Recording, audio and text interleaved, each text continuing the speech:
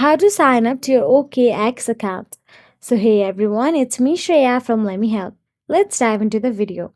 Firstly, go to the any web browser you prefer and go to the official OKX website. Then once you're inside the website, you will get to see sign up or login option available in the top right corner of your screen. Then simply tap on the sign up option available there. Then after you do so, you'll be navigated to the sign up process. At first, you'll have to choose a country and you can only choose the country that is listed here. Some of the countries are banned as well. After you choose one, continue with the process again. Now, after you continue, all you have to do is enter your email address, phone number, or Google account.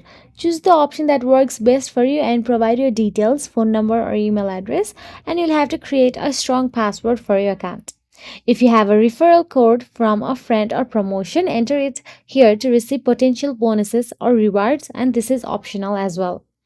After you do that, you'll have to be doing complete identity verification, where you'll have to provide your personal information such as name, date of birth, address, and upload your ID. You will need to upload a government issued ID, password, driver's license, or national ID, and you may also be asked to complete a quick facial scan for additional verification.